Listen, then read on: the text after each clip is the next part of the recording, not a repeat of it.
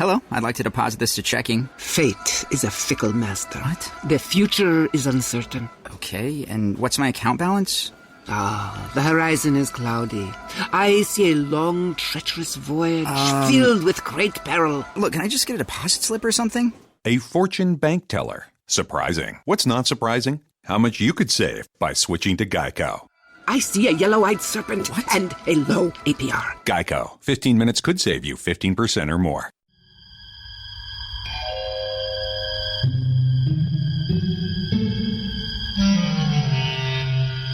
Archangels, ghosts, and Bigfoot. Oh my. It's just another night for Supernatural Girls. Real stories, real answers to life's biggest supernatural mysteries.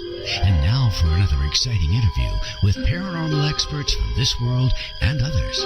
Here's your host, paranormal researcher Patricia Baker, on the one, the only Supernatural Girls.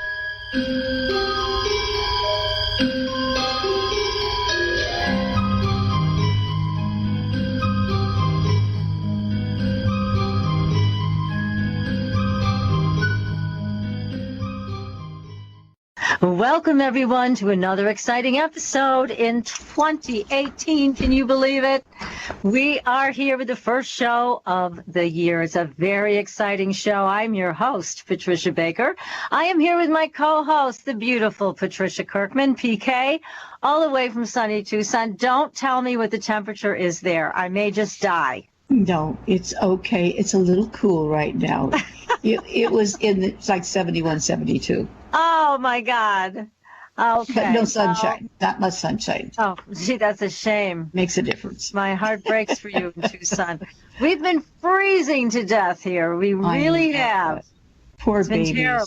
Yes, I know. It's going to end, though, I think, after this weekend. If we all survive this weekend, we will go on to warmer temperatures. God, I hope so. Watching the ice, the firemen trying to put out a fire, and it's nothing but ice. Yeah, it's terrible. The hoses, and they're dripping. I go, okay. It feels pretty good here today. It sure does. You're in the right place. That's where you are. So we've got a great show tonight because we're talking about cannabis and spirituality with Stephen Gray. We're going to bring him on in a little while. And we're also going to be talking to Ezra Parzibuck, who is a marijuana consultant, a cannabis consultant here in Massachusetts. And he's going to help us get some clarity on what's going on with these crazy laws. So we'll bring Ezra on in a minute, but first we got to check in with you. It's a new year. What's going on for us numerologically? Well, the new year is all about partnerships, teamwork, being cognizant of everybody else's feelings. All of us are going to walk around with this, oh, woe is me kind of a feeling because that sensitivity button's pushed on everybody. But the personal year, or the universal month this year is a 3, so it's all about good communications and creativity and being able to go forward and look at all these neat things. So if we tie that up with a partnership, and by the way, partnership is the key throughout the year. Partners coming and partners going. So you're going to read about a lot of marriages coming up and engagements. In fact, Paris Hilton got engaged today. Big deal. Oh, my God. And a 20-carat ring. Okay. Oh, of course. So the proper hand up. But anyway, marriages and divorces are going to be a thing because partnerships, as I said, the coming and the going. So people will tend to be a little overly sensitive, which can also make them insensitive. So if we kind of play really pretty with each other and try to make sure everybody gets their piece of the pie, help serve them, make life better, it'll be better for all of us. That sounds terrific. Well, okay, so now we know what the theme is, which is communication.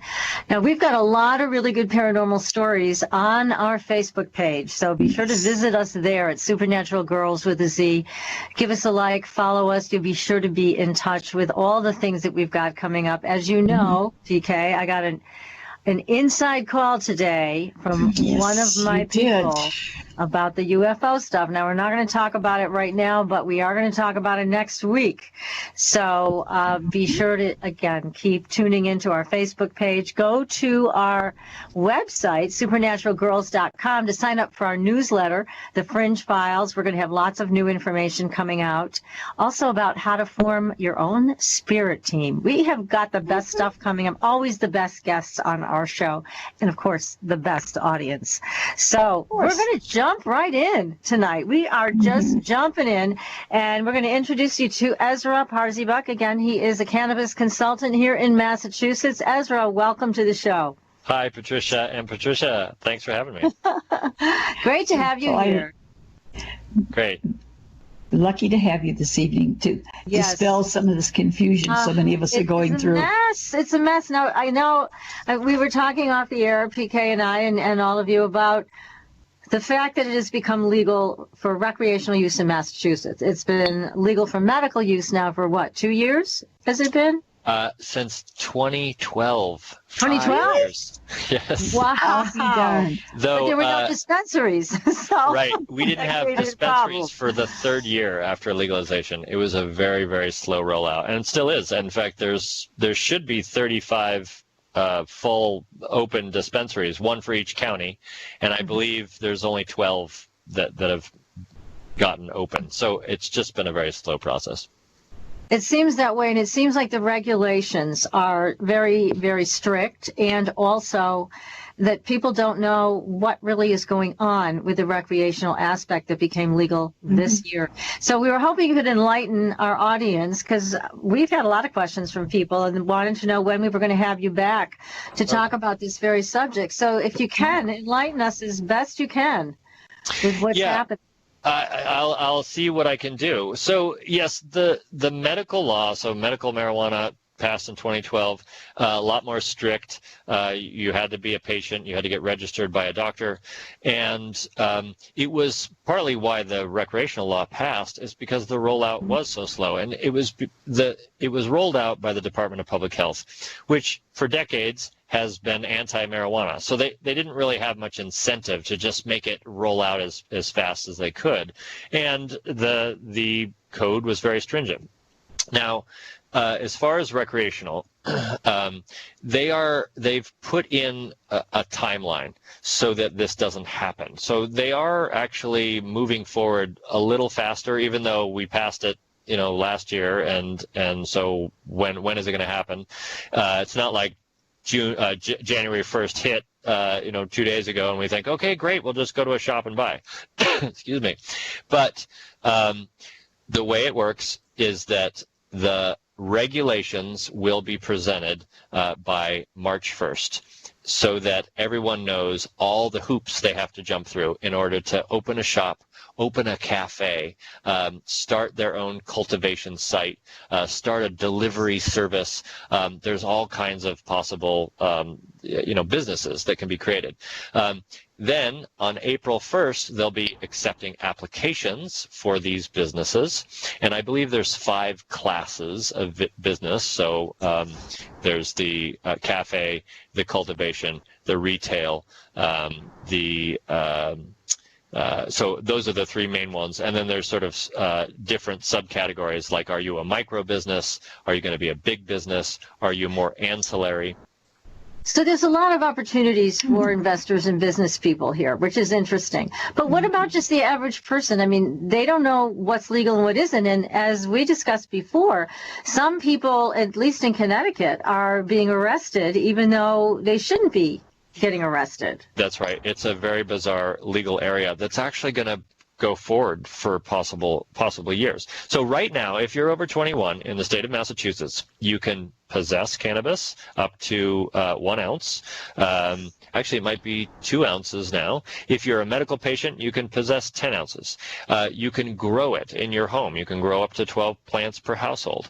You can give it away to friends, and actually you can procure it. So the idea is that you can still purchase it if you're an adult, but it's illegal to sell it. So that's a weird gray area. But now you have, so you have people who, you could be a person who's grows your own marijuana. Maybe you make some brownies. You process it, you make some brownies, you're traveling to your friend's house for a party, and everything's completely legal. You get pulled over by the police. If he smells pot brownies and he sees that you have 25 brownies, he could say, well, those are packaged for individual sale, or you could sell those, and so I'm going to arrest you for intent to sell. Oh my God, that's just so counterproductive to what all of this is about. Yeah, so I've been working with lawyers. One of the things I do is consult with lawyers and defendants in these cases, and it is very crazy because some of them are just truly legitimate patients. They have a legal amount in their possession, but either the police, and I don't want to disparage anybody, I think everybody's sort of doing the best they can. Occasionally you have police who are they're old school, they see marijuana and they just think it's bad, and so they try and throw the book at the people. I've had cases too where a guy got caught with one joint and they go back to his house and search his whole house. Oh that my God. That is a major violation. So yeah. Education needs to happen, and also so even so when they the idea is this year July 1st the first shops will open for people over 21, but even then you could buy cannabis from a shop and then be driving down the road, and if you get pulled over and if the cop thinks you intend to sell that, if you try to make your own money selling it, you could get arrested and go to jail for it, because we still have laws on the books against selling if you don't have a license to sell marijuana. So it's a very confusing law. Basically, the state is trying to create a situation where there's so many hoops to jump through so that it deters people from trying to do an underground business, and also incentivizes them on some level to say, all right, well, we're presenting you with the hoops, so just jump through them and then we won't arrest you. Oh, dear. You see why I wanted Ezra on the show, PK? This is the reason. Yeah. Good Lord. To their credit, they are also trying to do a few things that many people in the industry are worried about. One is this idea of big marijuana. So it's these huge corporations that have tons of funding, and they can go in and they send their team of lawyers in, and they don't have any problem jumping through all these hoops. Double security systems, and a camera has to be at every single angle in your establishment, and you have to track your marijuana via video from the point it's planted as a seed all the way till it arrives at the customer. So in order to prevent the big guys from getting all the money, they are creating craft marijuana cooperative and micro business categories so that you can have a smaller business. But still, you have to have dual security teams, and you have to have good lawyers. Good lawyers, and if you can't get it, a misstep, you could be in big trouble. Well, exactly. I wanted to just, Ezra, please give people your website so they can find you. If they have questions, they can contact you directly. What is your website? It is now EzraHelps.com. So you can just email me, Ezra@EzraHelps.com. You can find me online. I have tons of information for patients if people are interested in that, blog posts. So EzraHelps.com is the easiest way to find me. Okay, we're going to have you back on when your book is out, Ezra. Yeah. So thank you so much for joining us to help clarify this mishigosh that's going on. Sure. My pleasure. Thank you so much for having me. Take care and have a great night. Thank you, Ezra. Good night, Stay Ezra. warm. Yeah, definitely stay warm. Oh, my goodness. So let's now move to spirituality and cannabis, because that is really the topic for tonight's show. And this is something that has not really been addressed except by our amazing guest tonight, Stephen Gray, who wrote this book, Cannabis and Spirituality. It is a very rich book. It is well done. He has many excellent book. Really, the many bookends here. People in this book have contributed to it. So let me just tell you a little bit about Stephen, because he is a teacher and writer on spiritual subjects and sacramental medicines. He has worked extensively with Tibetan Buddhism, the Native American Church, and with entheogenic medicines. He's also the author of another book, Returning to Sacred World, a spiritual toolkit for the emerging reality. He's also a conference and workshop organizer, leader, and speaker, as well as a part-time photographer. What does this guy not do? Okay. Well, let's get him on the show. Stephen, welcome to Supernatural Girls. Thank you. Can you hear me okay? We can. Can hear you perfectly. I unmuted my mic. Oh, you did yourself. Yay! Good job. All by myself, yeah.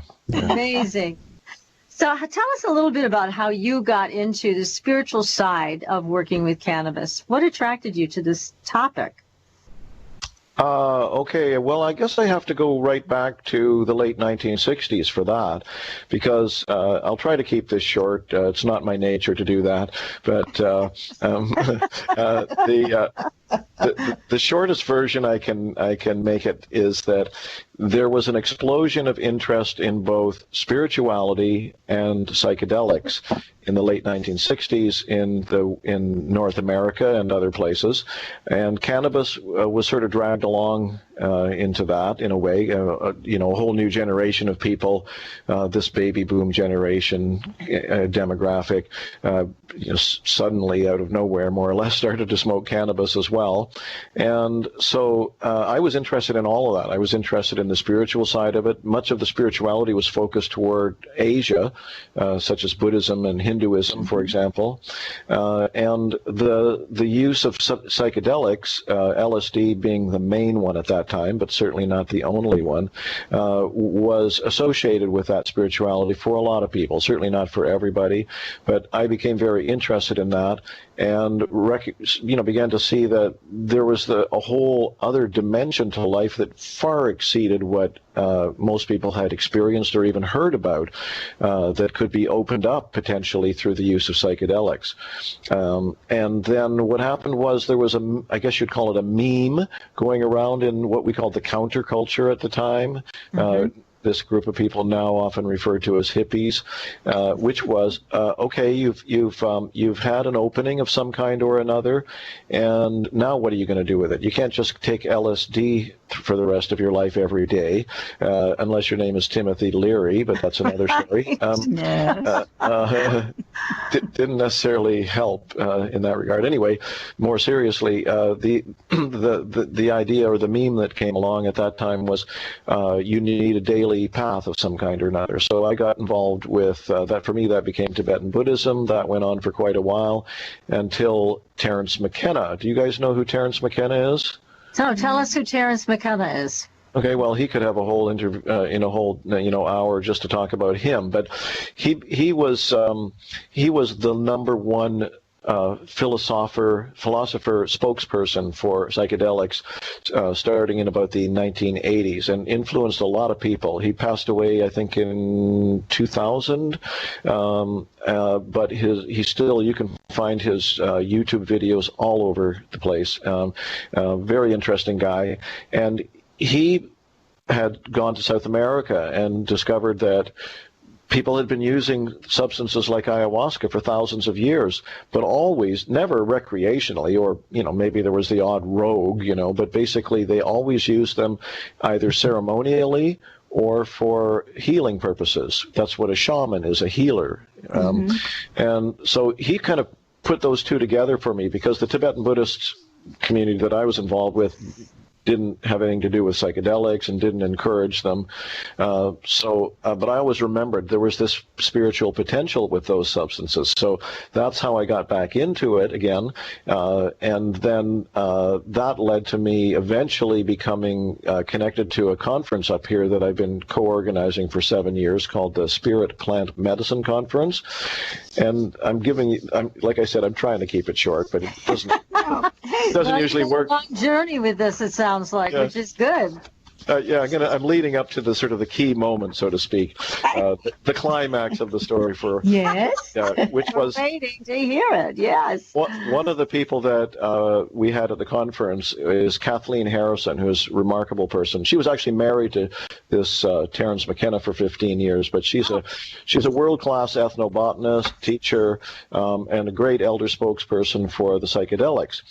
And she and I were having a conversation, because I'm the one, still I'm the one who often finds the speakers for the conference. So she and I were talking. I told her that I thought cannabis, while it was becoming more and more popular and spreading across the cultures, there was this one side of it that I had found out about through reading and so on, which was that it had an ancient history as a spiritual medicine, really ancient, 10,000 years at least. That's just what we know. But that it wasn't getting that attention as it burgeoned in, recreational and medical uses, et cetera, et cetera. I said that I didn't think I had a whole book in myself to write.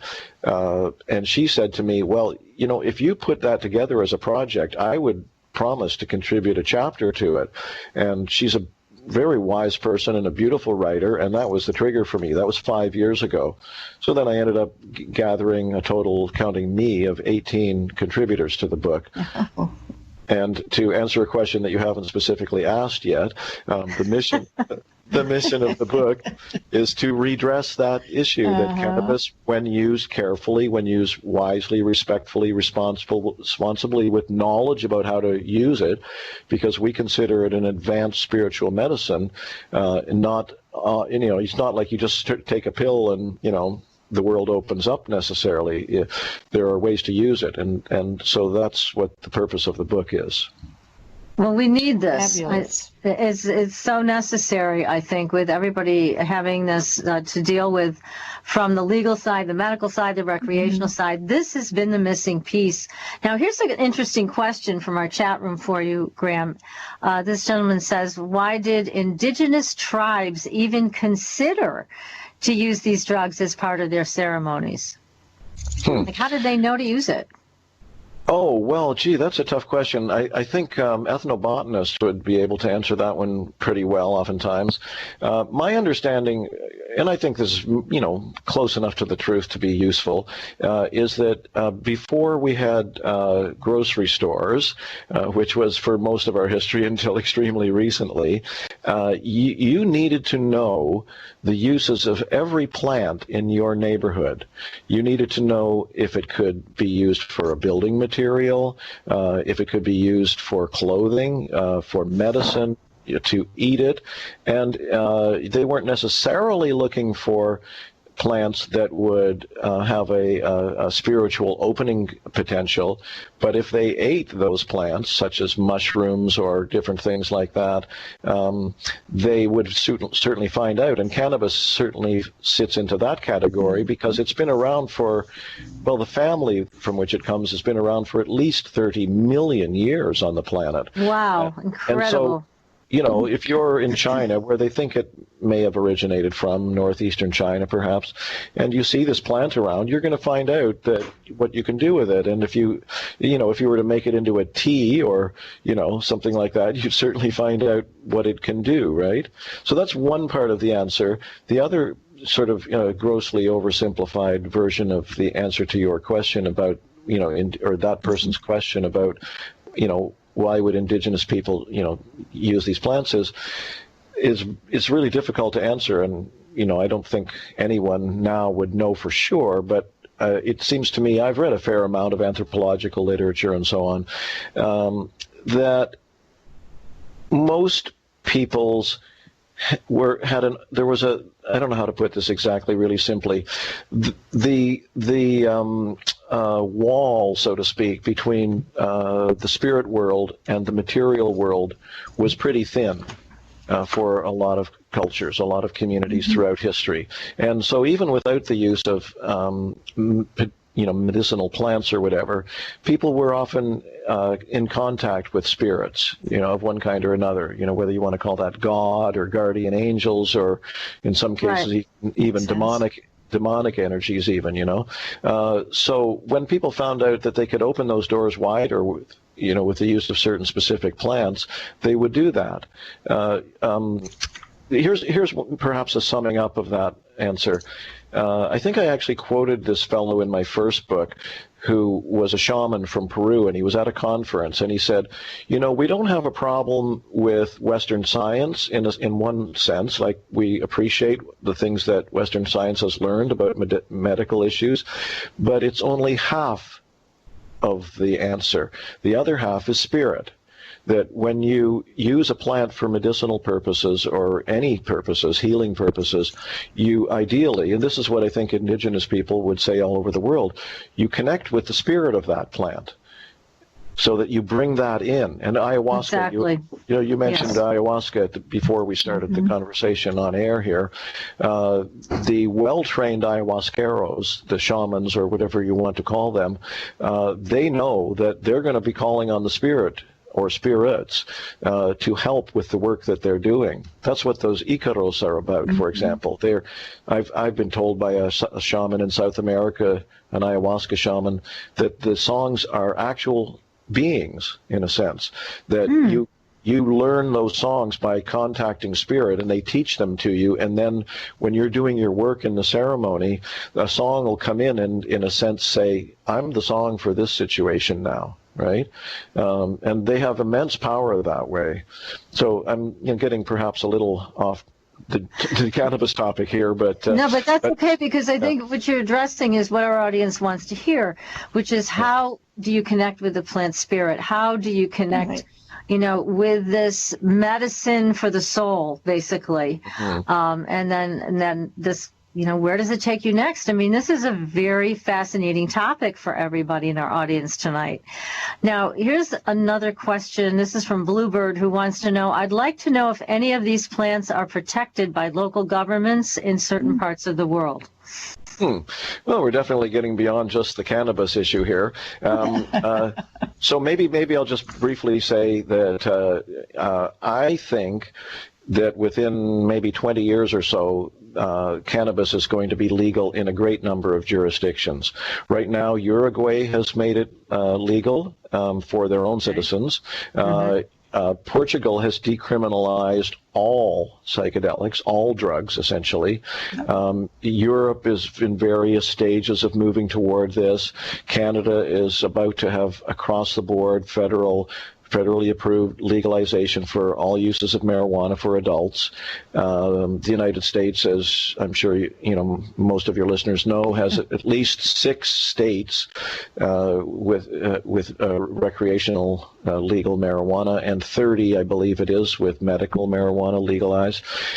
So it's changing rapidly, and so that I think we can be optimistic about, because it's going to, what people are going to find out is it's not nearly the big deal that everyone was, in positions of conservative authority, so to speak, were concerned about. It'll just be kind of, a normal thing after a while. Holland, for example, has had de facto legalization of cannabis, not actual legalization, because they're part of the EU and it's not allowed, the European Union, but they have these, quote unquote coffee shops, and they've had them for 40 or more years.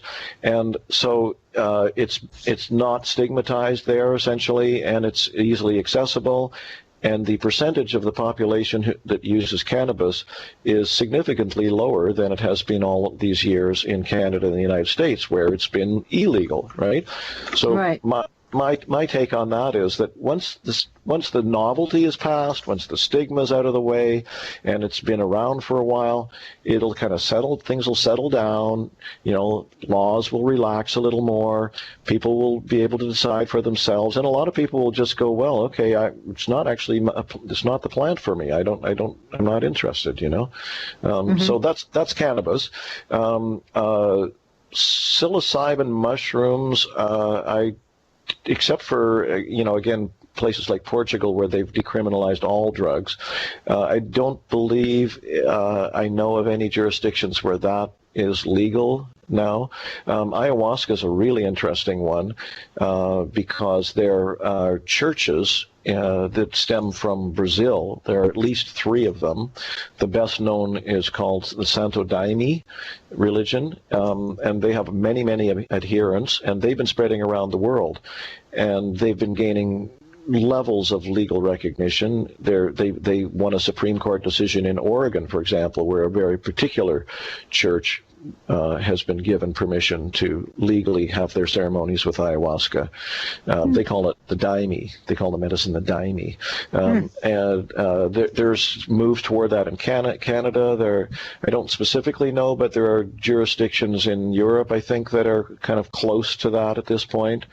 Then there's the peyote medicine. That's another one. Well, we're going to get to all of the spiritual side of this and how people can do this, how they can, if this is something for them, then, and again, like you said, for some people this is not a good thing, but there are people who this will really work for and connect to a spiritual soul path like none other. So we're going to get to all of that. We're going to take a very short commercial break, and we will be right back. So listen, everybody, this is a great show. You're going to learn a lot from Stephen Gray. He's the author of the book Cannabis and Spirituality. He's actually the editor, but he also has his own chapter in here that he wrote. So that's a beautiful book. So we're going to come back and just unwrap all of this beautiful information. You are listening to Supernatural Girls Radio, and we will be right back. Welcome back, everyone, to Supernatural Girls Radio. I'm your host, Patricia Baker. I'm here with my lovely co-host from Tucson, PK. You can visit PK online at patriciakirkman.com. If you want to see what's coming up for you in 2018, she is the woman to speak with. So go to patriciakirkman.com. So tonight, we are having a very interesting discussion with a lot of information, and it's about cannabis and spirituality. And now we're going to go more into spiritual awakening. Spiritual awakening. How does that happen with cannabis, Stephen? Can you talk to us about that? Sure. So I think the first thing that I want to say to lay the ground for that is, I wouldn't say that I haven't reached the end of the line, so to speak, but I have been working with spiritual for many, many years, and meditation and so on, as well as various psychedelics or entheogens, as people prefer to call them.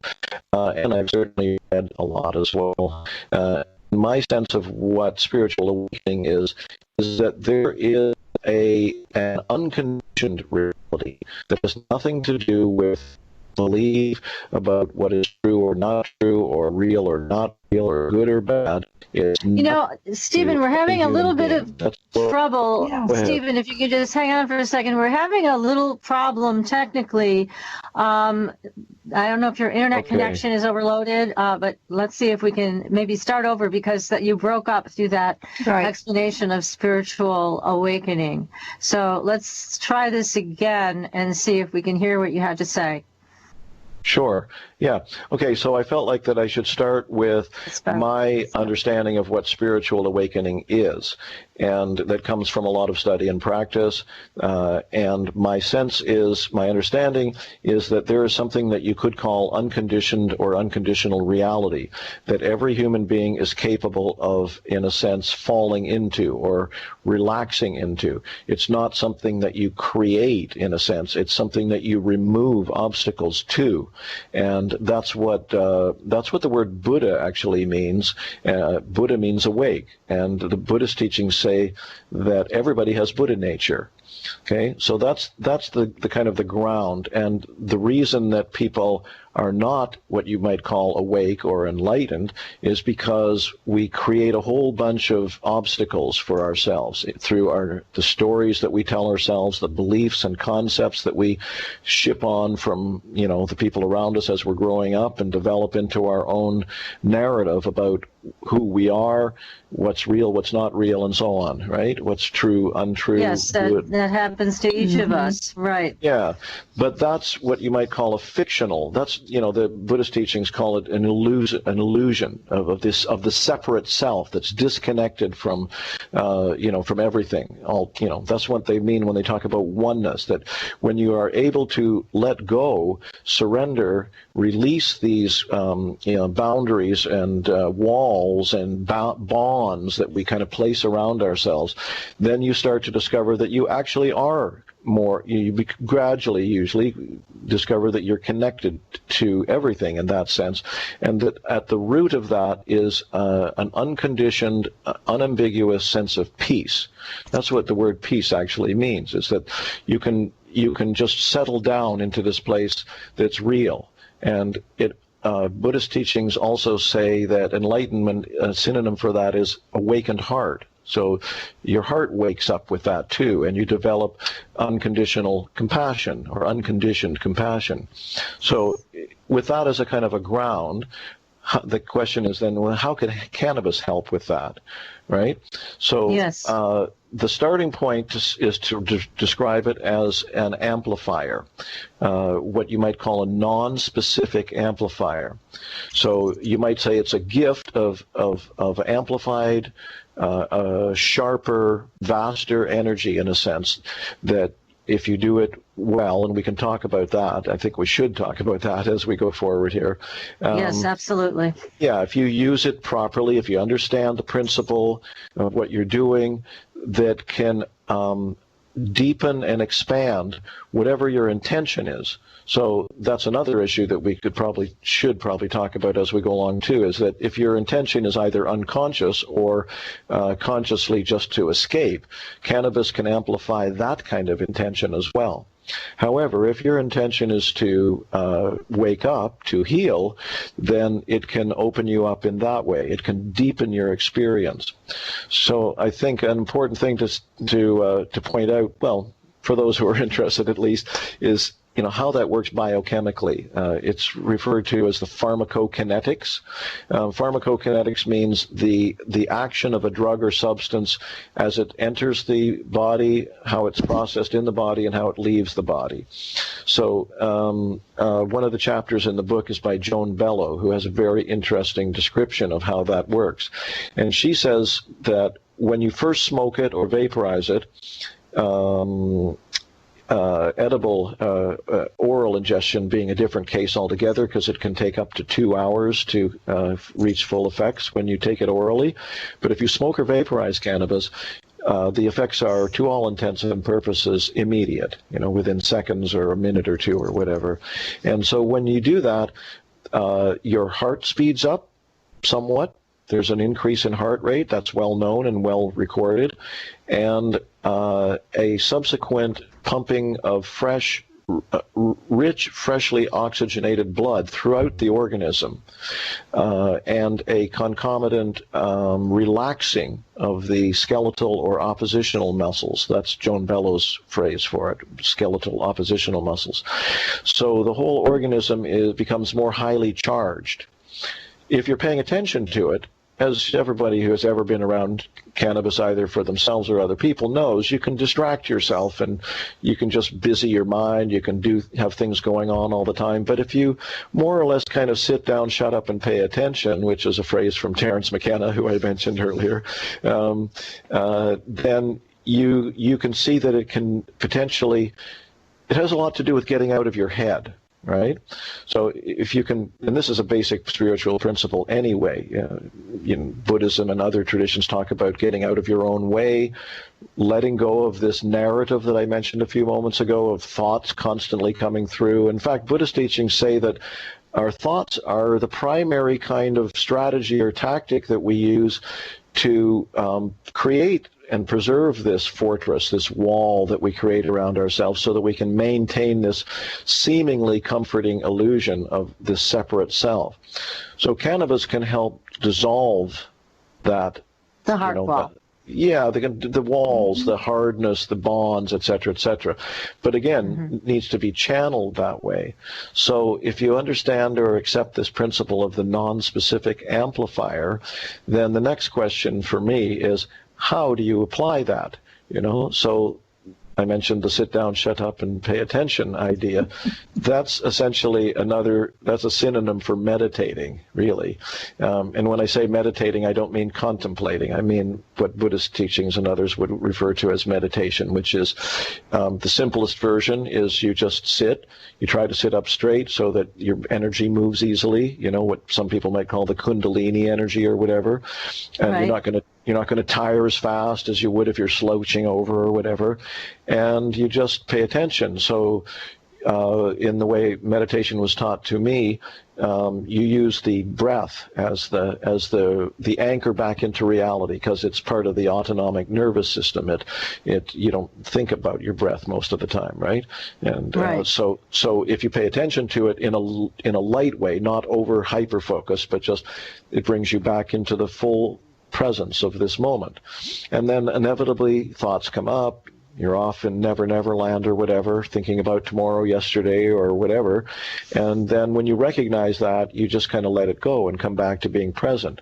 Well, Now, let me just Yeah, go interrupt ahead. for a second, because I know what Yeah. our audience is thinking about here. And so do you do your meditation on the heels of taking marijuana? I mean, I'm taking cannabis. Is that how you do this, or do you use it after your meditation? What are the mechanics of it? That's what they want to know.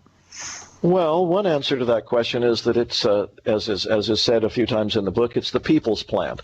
So it's very amenable and gracious to experimenting with. So there's lots of different ways to work with the plant that way. I just wanted to say about meditation is that the idea is that as much as possible we open a gap in the ongoing thinking mind, right? And then Right. we gradually, hopefully, surrender or relax into the unconditioned awakened state. And in degrees. And so what cannabis, being a non-specific amplifier, can actually heighten and deepen that process. Okay, so yes, there's lots of different ways to do it. For example, you might meditate for a while first, just to calm yourself down. And it's not just meditation. This is just kind of, I like to think of this simple kind of follow the breath kind of meditation as the sort of the purest way of working with it, because everybody has so much of an issue with the thinking mind that if we can simplify the container, you might say, that we're in, and remove distractions and just sit down, shut up, and pay attention, then we can really find out what this medicine can do when you get out of your own way.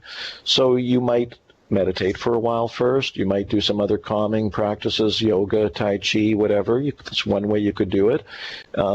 And you might, as Kathleen Harrison in her chapter makes a point of saying, you might treat it with great respect. And if you do that, you're more likely to receive benefit from the plant. If you treat it, even though you might not have had experience with it as a spirit or anything like that, if you think maybe, just kind of like fake it till you make it kind of approach. It's like, what if there is a spirit behind this plant? Because as Kathleen Harrison says, indigenous people that she's known, she's a world-renowned, in certain circles, ethnobotanist, and has spent much time with indigenous people, and those people would say things like, there's a mother of every plant species. It's like the overseeing spirit, in a sense, of that plant species, and it's possible to contact that spirit.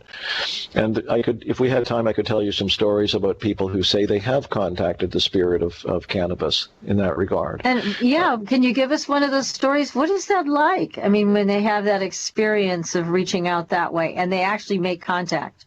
Okay, I'll tell you my favorite one then. He was a leader of a spiritual community that worked with ayahuasca in Brazil, and they were way out in the jungle. And this was back in the 70s, I believe. And he was not familiar with cannabis. It wasn't around there. But this community was starting to get known, and sometimes people would just show up, and some young hippie guy arrived at his encampment and had some pot with him and felt kind of embarrassed about it. So he went to the leader guy and said, I've got this stuff with me. I'm not sure what I should do with it. I don't want to be disrespectful. And the leader said, well, give it to me and I'll find out for myself. So he went and had a little private solo ceremony with it. And he said that he had a vision, and the vision was that he found himself in a garden, and there was a woman tending the garden, and she saw him there, and she turned to him and said, I'm paraphrasing, of course, she said to him, you're in my garden. This is my garden, and that plant that you smoked, that's my plant, and it's here in my garden.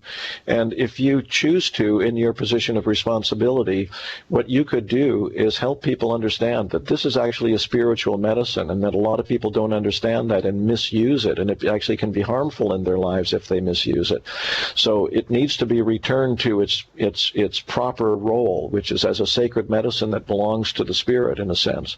And so because this community that he was involved in was a syncretic religion that included indigenous components as well as Christian elements, he dubbed her Santa Maria, Saint Mary. And so they actually call cannabis Santa Maria now. So they actually call it by the name of a saint. That's right? fascinating. Yes. Yeah. That's a great story. Yeah. Yeah, so there is that. So then coming back to the practice element, if I may, Please. the simplest way to meet cannabis, and in a sense the most difficult, because it is an advanced spiritual medicine. It is raising the stakes. It's an amplifier, and so it's actually a challenge to do that. It's like meditation plus or something in a sense, It's the same principle, it's the same trajectory, it's the same practice, but it can be more challenging because it actually wants to dissolve this illusory, structure that you've built, and soften you up that way. But if you can do that, then there's much reward that can come of it. So simply sitting down for part of the time, at least, that you work with cannabis and doing some kind of simple meditation can be very, very useful, I think. But it can also help with a variety of other what you might call more form-based practices like yoga, Tai Chi, and some others. I just hope that people will let go of their dogma, like, oh, no, we can't mix those, There's people are like that, like, oh, no, God, my God, you can't corrupt Tai Chi by having cannabis or a drug involved. But if you just treat it as a spirit, as a respectful sacred plant, and think of it as a neutral substance, a non-specific amplifier, it can deepen your practice if you can do it with some kind of channeled focus, intention, and discipline in that regard. Okay. Well, let me ask you a question, Stephen. Because there are, as you know, a lot of people now, you mentioned 30 states that have it as legal for medical use.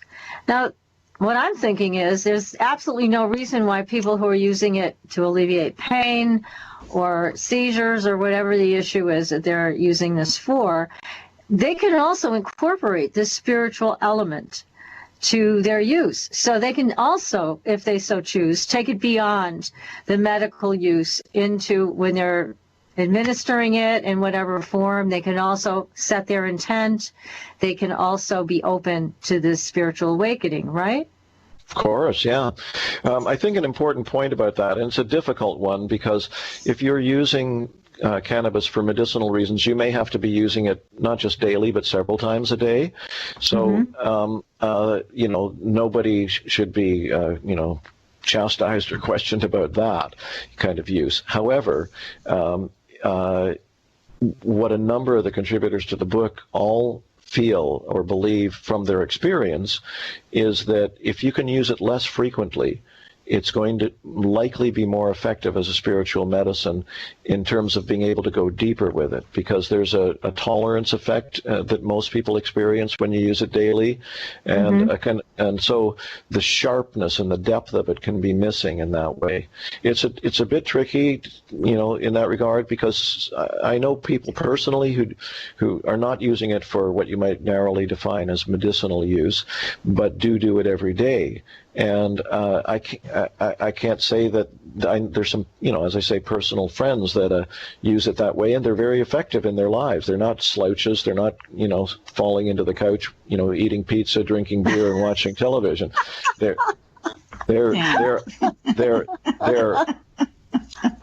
compassionate, intelligent, active human beings. So that's one thing that cannabis can do for some people is Okay, so one thing I didn't talk about with the pharmacokinetic function is that it tends to balance. Joan Bellow talks a little bit about this as well in the book, but also other people have talked about it. It tends to balance the blood flow to both brain hemispheres and generate a condition of homeostatic balance. Dr. Robert Melamede calls it a homeostatic regulator of cells and society, but that's another issue. And so it can just take the edge off a little for some people if they're using it right, if they're using it like they're not getting blasted, right? We're talking about maybe having 1 or 2 puffs early in the day, and then they go on about their day, and then maybe they have a top up in the afternoon and the evening.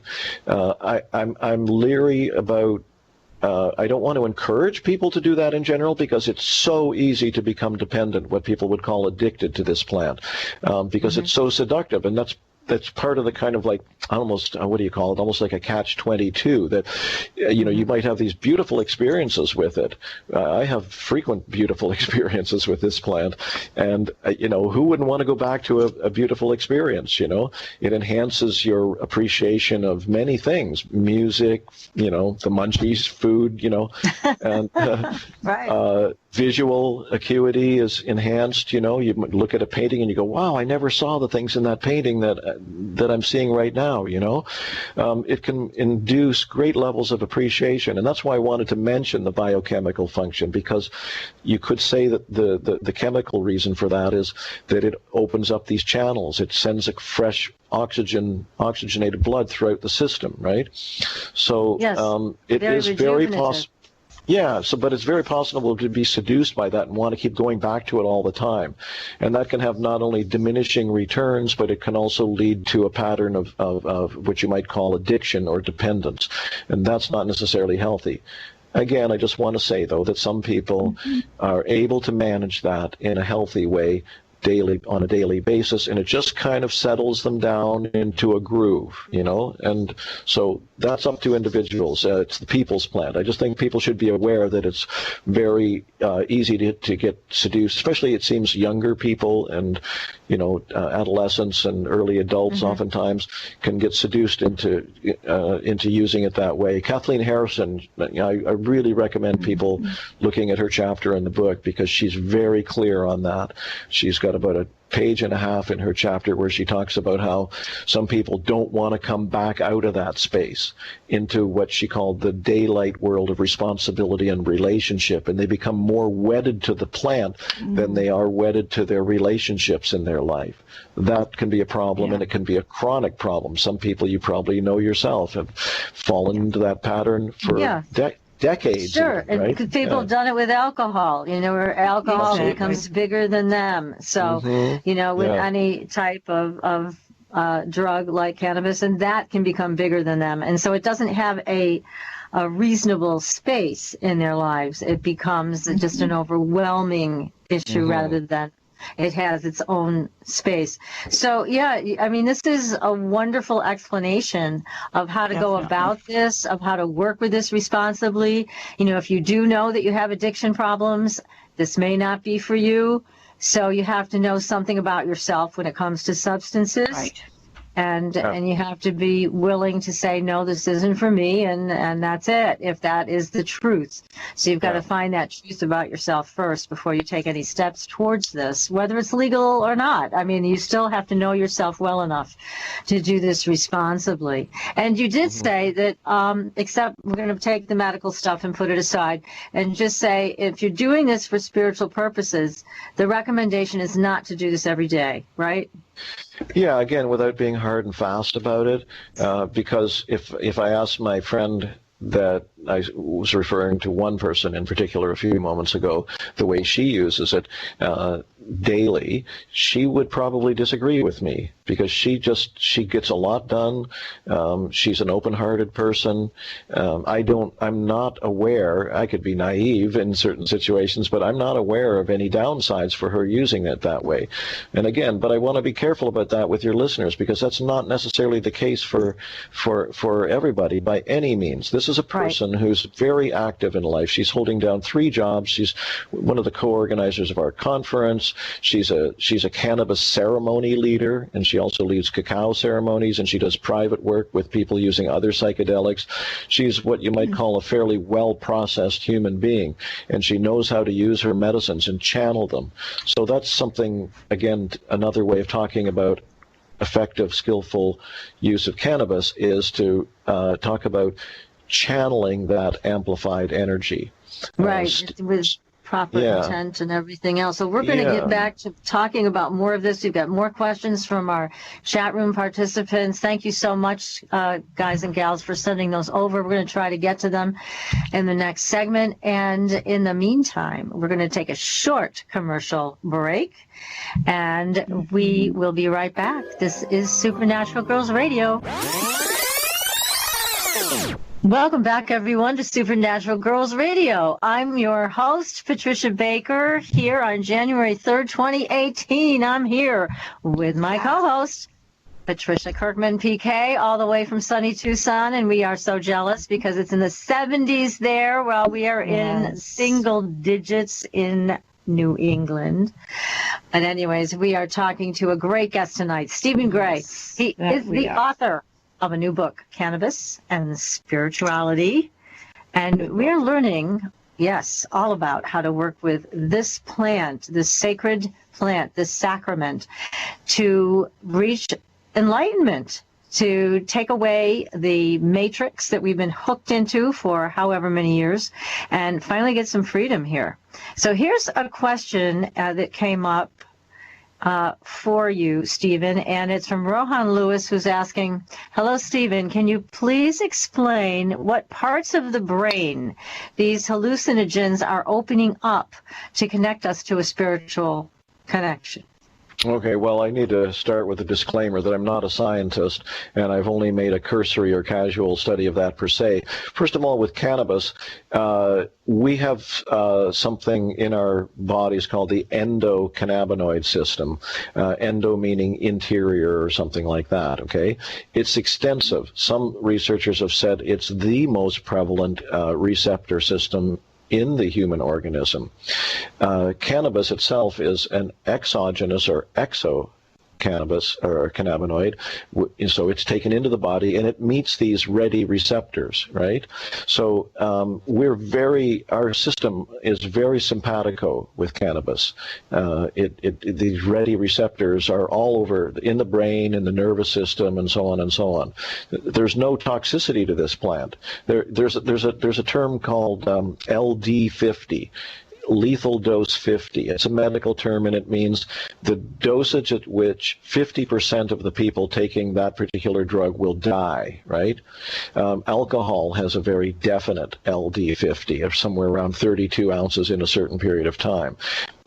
Many people die from pharmaceutical drugs taken legally just for the same reason. That's for sure. Yes. Yeah. Cannabis, to all intents and purposes, has no LD50.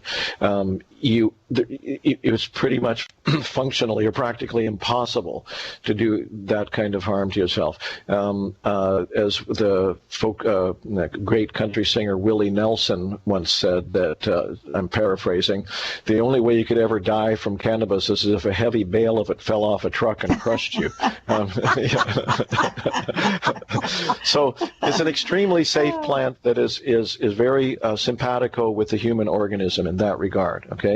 Now there's been some fascinating research on what's going on, with all the brain imaging stuff that they're able to do now, with psychedelics like psilocybin, for example.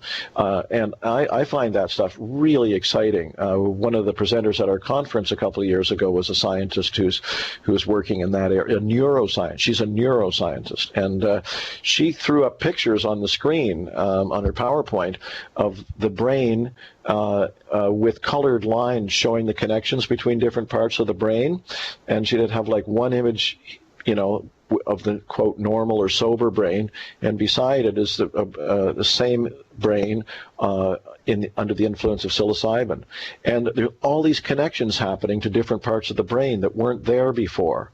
So these substances, like psilocybin, they're called tryptamine hallucinogens, and hallucinogens is not an appropriate word, by the way, but we could talk about that at another time. Excuse me. Because hallucination is considered a pathological experience that's not real, right? Anyway, substances, the chemical configuration of psilocybin matches brain chemistry very closely. The most powerful psychedelic on the planet, some people would maybe say another one is slightly more so, that's 5-MeO-DMT, but DMT, or dimethyltryptamine, is considered the most powerful psychedelic on the planet. We have it in our brain chemistry. It exists in the pineal gland. I believe it's pronounced pineal, P-I-N-E-A-L. Yes, right. And Dr. Rick Strassman wrote a book called DMT, the Spirit Molecule, where he speculated, not claiming, for sure, but saying that it's very possible that an increase of DMT in the pineal gland released into one of the two brain hemispheres is responsible for experiences of mystical awakening, like Satori or whatever you want to call it.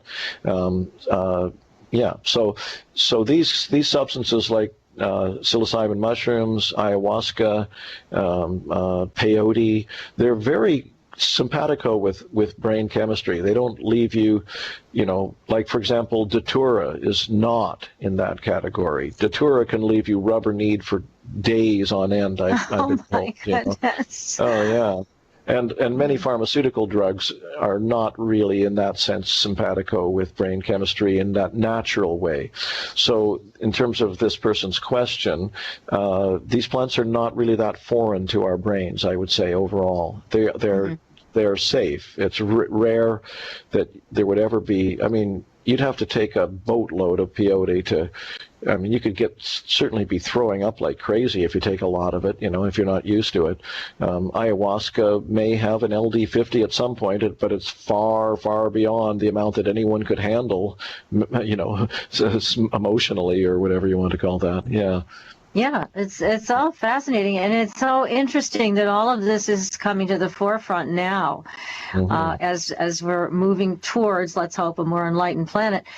But also, let's talk a little bit about the fact that cannabis has been identified as a feminine aspect, as a feminine spirit. And I think that's so interesting, and you brought it up. It's mentioned a few places in the book, and I think it is a metaphor also in the way that the feminine spirit has been restricted. It has been treated in a way that it needs to be controlled, and certainly cannabis has been treated that way up until recently.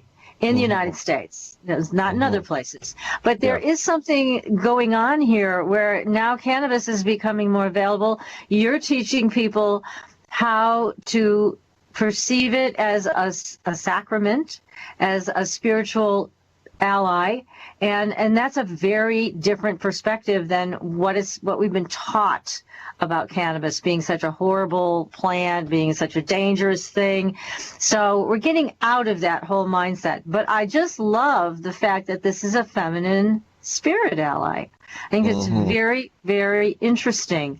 And does that mean also, Stephen, that it would, as you set your intent for spiritual awakening, it's also going to help you awaken that feminine principle within yourself?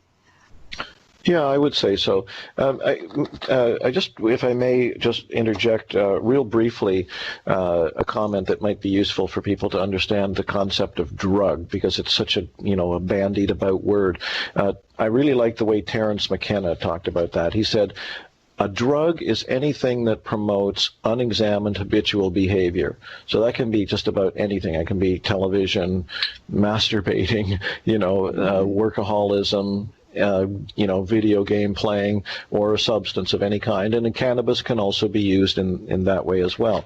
So But these psychedelics, these entheogenic substances, entheogen, by the way, means generating the divine within, and that's one of the reasons that a lot of people prefer that term now to psychedelic, although that's a good word too. It just means mind manifesting or soul manifesting. I just want to say that that's an important way to think about these substances, is that to think of them as spiritual allies if used properly rather than drugs.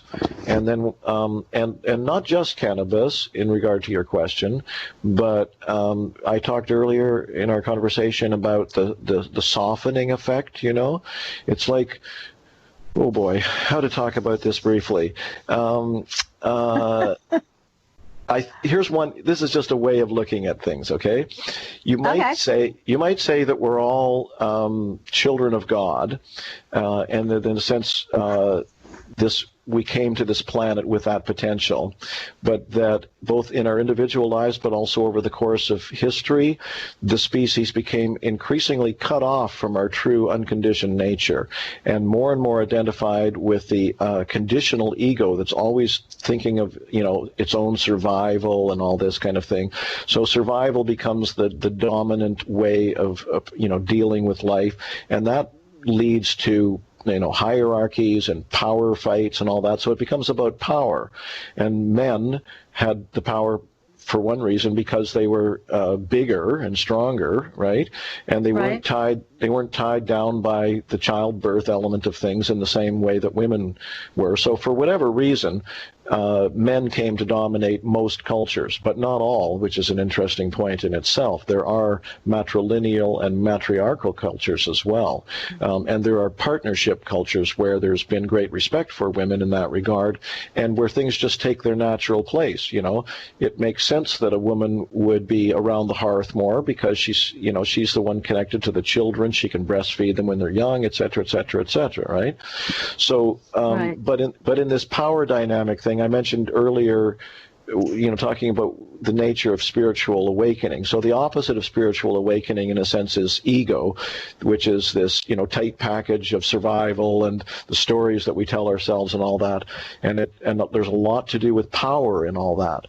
And so men have managed to, have that power historically for the most part, and it involves a tightening and a restricting and a toughening in a sense, right? And closing off energies, closing off of our connection to spirituality. So those qualities have been associated more with women and with the feminine principle altogether. So again, what cannabis can do when you are able to channel that energy is release that tight bounded quality and open us up to the more heartfelt, in a sense, nurturing. It's like you could nurture the planet almost, and feel our hearts, not afraid to be vulnerable, not afraid to be emotional. Isn't it interesting how women cry far more easily than men? Why is that? Yes, yeah, exactly. and it's okay. I mean, very few people are going to feel that there's a problem if a woman cries, but a lot of men feel they can't, or they might feel that other men around them crying are weak, right?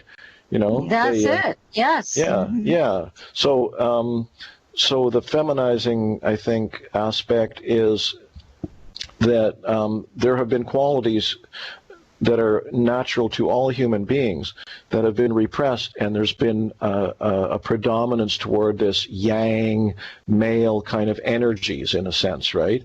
But they're the same energies that have cut us off from our relationship to spirit and to the world and to the planet altogether, and have led us to a crisis point in human history now, right?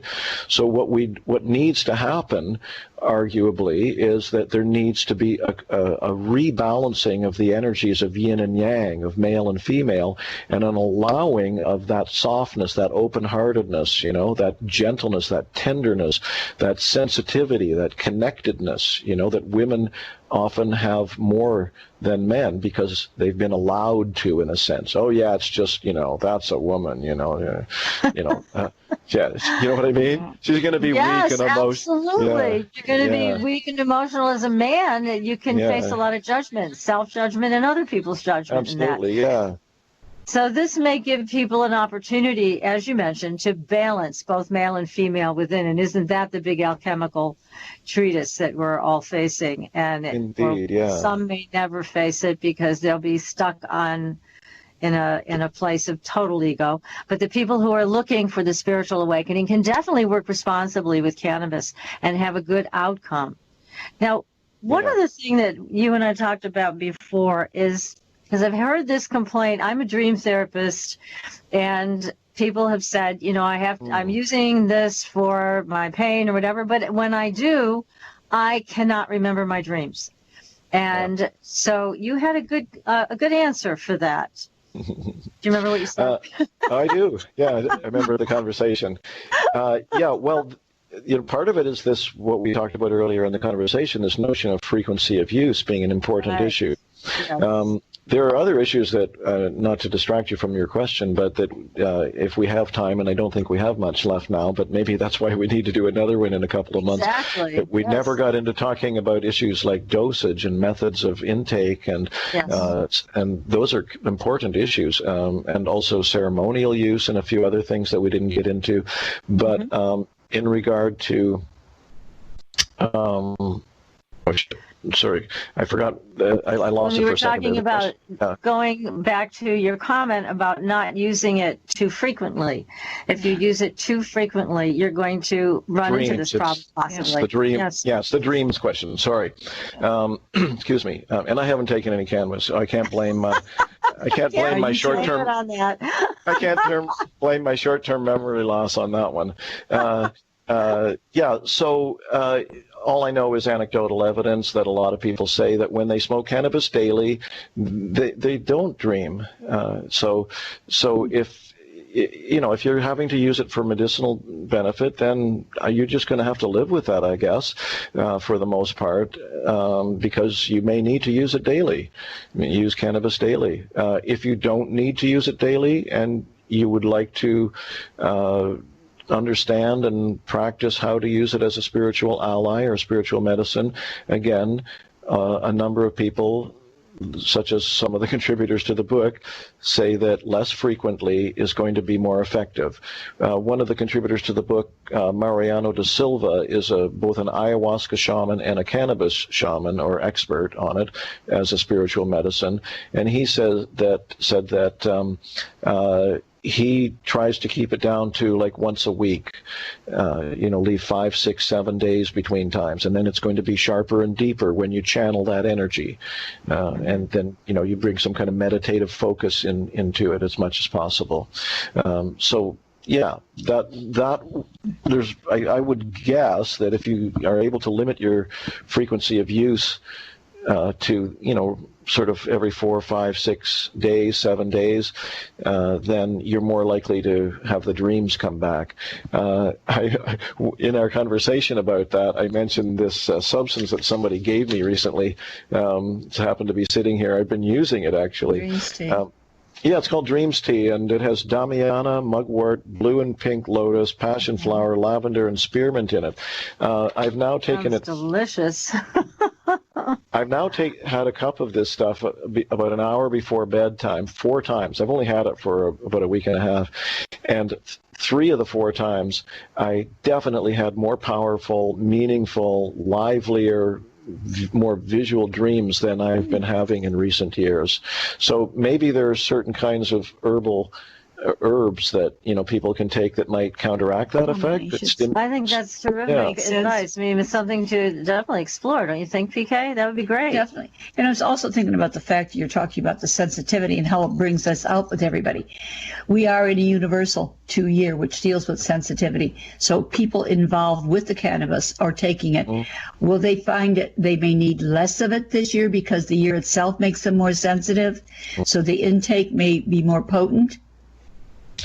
Well, that's an interesting question about dosage. Then give me an excuse to talk about that for a minute. Yes. One of the themes that comes up in the book repeatedly from different contributors is this notion that less is more. And now, less isn't always more, and sometimes more is more too. But it's not about getting blasted. It's not about escaping in any way, and it's not necessarily about creating some sort of sensational experience. It's about, and Joan Bellow talks about this really well in her chapter, it's about retraining ourselves over time, because of course the experience fades in a couple of hours, right? You might have this beautiful experience, but you're back to base camp 2 hours later or whatever. So it's really about recognizing that space, having these experiences occasionally, relaxing into it, and recognizing that our natural way is to trust the free-flowing movement of energy, so to speak. As I understand it, that's what the Tao, T-A-W, the Tao means. It's sometimes called the water course way, like the way water will always find the most effortless, effective way to make its way down a mountain. That's a kind of a metaphor for how we can function by trusting our own unconditioned intelligence in the moment, and that requires us to get out of our heads to a large degree and just relax into it. But in terms of this notion of less is more, you don't have to have a lot of cannabis to do that, and especially if you're dealing with the way we're dealing with these super strong medicines, these cannabis medicines these days. A very light dose is a good place to start, especially if you want to find out how much you can stay relaxed and present with, because the higher the dosage, the more the ego is potentially threatened, and the more your ego is going to kick up the dust, as it were, and try to prevent that from happening. So your mind can get really busy. You can have physical symptoms like dizziness, nausea, etc. You can have panic attacks. Paranoia can be associated with that. All those things are related to our ego being threatened in a sense, but that's where our path lies too. So, dosage, start with a very small dosage, especially if you're not familiar with it. And again, if you're doing it every day, it's different because there's a tolerance effect. But if you're doing it in these kinds of ways, perhaps, once every 4 days or once a week or even less often, then start with a very small dose. Try to be present with it. See if you can relax out of your head to some degree, and then maybe try to up the dosage in that regard. So thanks for allowing me to segue into that one, PK. No, it's a very important question that needed to be answered, and I'm glad PK asked you that question and you were able to bring it to this, because that is always a very important question that has to be answered. How much do you take? And also, then you can go further with what kind of method do you use, because there's so many methods of administering this, whether it's a chocolate candy bar, a lozenge, a suppository. I mean, they have all different kinds now. Yeah, So it's like, how do you decide? But I guess, again, everybody's different. You need to use what you're comfortable with. But I love your advice, Stephen, to be cautious and to start small. And it's also, I would imagine, a lot less expensive to start. Definitely, yes. And also in regard to what PK was saying about, maybe the veils are thinner this year is one way of putting it, perhaps. I think that could be true as well, and fit into this less is more notion. Because ultimately, what Buddhist and other great traditions would say is the awakened state is our natural state. We don't necessarily have to have, substances to help us that regard. That's just that they do tend to open channels up that had been shut down.